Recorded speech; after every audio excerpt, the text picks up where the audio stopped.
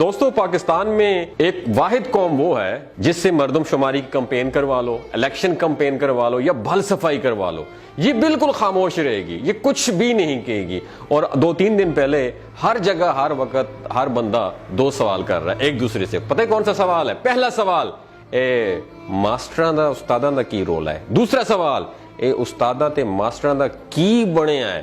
دوستو میں آج ان 2 سوالوں کے جوابات دینے کی کوشش کروں گا۔ سب سے پہلے تو یہ اساتذہ کا مسئلہ بالکل بھی نہیں ہے، بلکہ یہ 2 طاقتور ادارے چھوڑ کر باقی تمام ملازمین کا مسئلہ ہے۔ اس میں آپ بھی شامل ہیں، میں بھی شامل ہوں۔ مسئلہ یہ ہے کہ ملازمین کو نوکری دیتے وقت آئین نے جو حقوق دیے تھے، اب وہ تمام حقوق ختم کیے جا رہے ہیں۔ گریڈ 1 کے سویپر سے لے کر گریڈ 20 کے آفیسر تک ہر بندہ، یاد رکھیے، نوکری کے پہلے دن سے لے کر آخری دن تک اپنی اصل تنخواہ سے کٹوتی کرواتا ہے۔ پتہ ہے کیوں کرواتا ہے؟ وہ اس لیے کرواتا ہے کہ جب میں ریٹائرڈ ہو جاؤں گا تو ریٹائرمنٹ ملے گی، جس سے اپنی بیٹی کی شادی کر لوں گا یا پھر اپنے بوسیدہ مکان کی مرمت کر لوں گا۔ اب حکومت یہ حق بھی ختم کر رہی ہے۔ ایک انسان کوئی بزنس کرتا ہے تو وہ بزنس اس کی وفات کے بعد اس کے بیٹے اور اس کے بعد نسل در نسل ٹرانسفر ہو جاتا ہے اور پھیلتا بھی جاتا ہے، ایکسپینڈ کرتا ہے۔ یاد رکھیے، ایک سرکاری ملازم اپنی آدھی زندگی تعلیم میں اور پھر 60 سال تک کی عمر اپنے ڈپارٹمنٹ کو دیتا ہے کہ ریٹائرمنٹ کے بعد جب میں بوڑھا ہو جاؤں گا تو گورنمنٹ میرا سہارا بنے گی، گورنمنٹ مجھے سپورٹ کرے گی۔ ان کی پینشن، یاد رکھیے، اب ختم ہو رہی ہے۔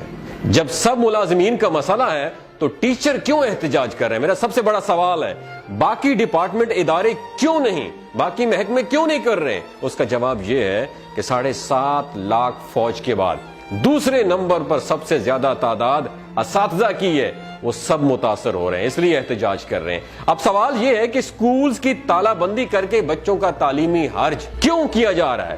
اس سوال کا جواب یہ ہے کہ جب کسی نشئی کو نشہ پورا کرنے کے لیے پیسے نہیں ملتے تو آپ جانتے ہیں وہ کیا کرتا ہے؟ وہ گھر کی ساری چیزیں بیچنا شروع کر دیتا ہے۔ ایسا ہی معاہدہ سیاسی جماعتوں نے IMF سے کیا ہے کہ کون سا معاہدے کیے ہیں کہ قومی اثاثہ جات اور ادارے بیچ کر ڈالر ادھار لیں گے اور پھر لوٹ کر باہر ملک بھاگ جائیں گے ہم لوگ۔ سرکاری اسکولوں میں صرف سفید پوش لوگوں کے بچے پڑھتے ہیں، یاد رکھیے گا۔ جن کے پاس ضرورت سے تھوڑی سی بھی زیادہ آمدن ہوتی ہے وہ اپنے بچے مقامی پرائیویٹ اداروں میں لے جاتے ہیں، اور اگر حالات اچھے ہوں تو ضلع ڈسٹرکٹ کے بہترین پرائیویٹ اداروں میں لے جاتے ہیں، جہاں کی داخلہ فیس کم از کم 10,000 سے لے کر 30,000 تک ہوتی ہے۔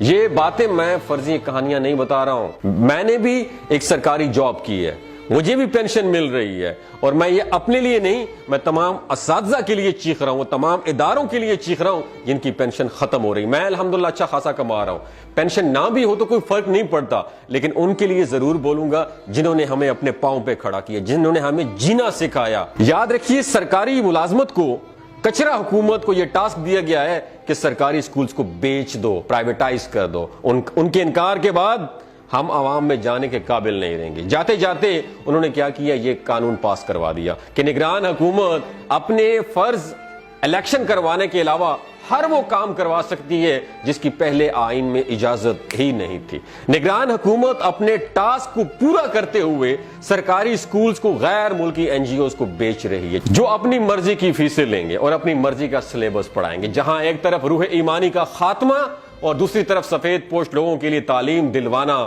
ناممکن ہو جائے گا۔ اس طرح کی بھیڑ بکریوں اور ان پڑھ طبقے کو بے وقوف بنانا آسان ہوگا، جیسا کہ پچھلے 76 برس سے ہمارے ساتھ ہو رہا ہے۔ تو پھر احتجاج کس کو کرنا چاہیے؟ کیا تعلیم صرف ملازمین نے اپنے بچوں کو دلوانی ہے؟ اگر تو باقی عوام بھیڑ بکریاں ہیں تو پھر واقعی ماسٹران دا رولا ہے، اگر نہیں ہے تو یہ رولا آپ سب کا ہے، یہ رولا میرا ہے، اس رولے کو اپنا سمجھیے۔ یاد رکھیے دوستو، بلا شبہ کسی قوم کی ترقی کا راز اس کی علمی استعداد میں پنہاں ہوتا ہے، اور تعلیم کے میدان میں آگے بڑھنا اور قابل اور مخلص اساتذہ کے بغیر بالکل بھی ممکن نہیں ہے۔ بدقسمتی سے ہم تو اس راز کو نہ سمجھ پائے، لیکن اہل مغرب نے استاد کی اہمیت کو خوب جانا اور دل سے مانا ہے۔ اس کی ایک خوبصورت اور اچھی مثال میں آپ کے سامنے پیش کرنا چاہتا ہوں جو کہ مشہور دانشور میرے استاد محترم اشفاق احمد نے بتائی تھی۔ وہ بتاتے ہیں کہ جب میں اٹلی کے شہر روم میں مقیم تھا تو ایک بار اپنے جرمانہ بر وقت ادا نہ کرنے پر مجھے مجسٹریٹ کی عدالت میں پیش ہونا پڑا۔ جب جج نے مجھ سے پوچھا کہ جرمانے کی ادائیگی میں تاخیر کیوں کی تو وہ کہتے ہیں کہ میں نے بتایا کہ آئی ایم اے ٹیچر، میں ٹیچر ہوں اور کچھ دنوں سے مصروف تھا اس لیے جرمانہ ادا نہیں کر پایا۔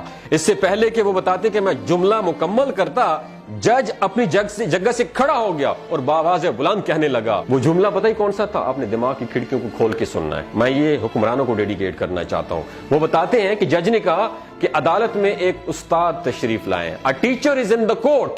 یہ سنتے ہی عدالت میں موجود سب لوگ اپنی نشستوں سے کھڑے ہو گئے۔ اس دن وہ بتاتے ہیں کہ مجھے معلوم ہوا کہ اس قوم کی ترقی کا راز کیا ہے۔ دوستو یاد رکھیے گا، جو قومیں اپنے اساتذہ کی قدر نہیں کرتی وہ بربادی کا شکار ہو جاتی ہیں۔ اور یاد رکھیے ہمارا دشمن اور کوئی بھی نہیں ہے، ہمارا اپنا شمار بھی ہمارے دشمنوں میں ہے۔ اور دوسری بات یاد رکھیے، وہ جنگ انسان کبھی بھی نہیں جیت سکتا جس جنگ میں اس کا دشمن اس کا گھر کا آدمی ہو۔ تیسری بات یاد رکھیے، ہم کسی کی مدد کیا خاک کر رہے ہیں، ہم خود اپنی بربادی خود کر رہے ہیں۔ ہم کسی کی مدد نہیں کر سکتے، ہم اپنے دشمن خود ہیں۔ اگر آپ کو یہ ویڈیو اچھی لگی ہو، اپنے اساتذہ کو ڈیڈیکیٹ کرنے کے لیے اس ویڈیو کو زیادہ سے زیادہ شیئر کیجیے۔ آج وہ وقت آ گیا ہے، ان کے لیے آپ نے کھڑا ہونا ہے۔ ساری زندگی وہ آپ کے لیے کھڑے ہوئے۔ اور میرا ان لوگوں سے بھی ان لوگوں کے لیے ایک میسج ہے جو شاگرد ہیں، کسی بھی ڈپارٹمنٹ میں ہیں، کسی میں بھی ادارے میں، جب آپ کے سامنے استاد آئے گا نا، ہاتھ مت اٹھانا، ورنہ اللہ نے اس زمین پر لانے کے بعد استاد نے آپ کو اس مقام تک پہنچایا ہے۔ اگر اس استاد کے سامنے آنکھوں میں آنکھیں ڈال کے کھڑے ہو گئے اور اگر آپ کا ہاتھ اٹھ گیا تو یقین مانے آپ زمین دوز ہو جائیں گے، زمین بوس ہو جائیں گے۔ خیال رکھیے گا یہ گناہ کہیں آپ سے سرزد نہ ہو جائے۔ اپنے اساتذہ کے آپ کے سامنے آئیں تو ان کے پاؤں کو چھوئیے گا، کیونکہ انہوں نے آپ کو اس مقام تک پہنچایا ہے۔ اپنا اور اپنے ساتھ جڑے رشتوں کا خیال رکھیے گا۔ اللہ حافظ۔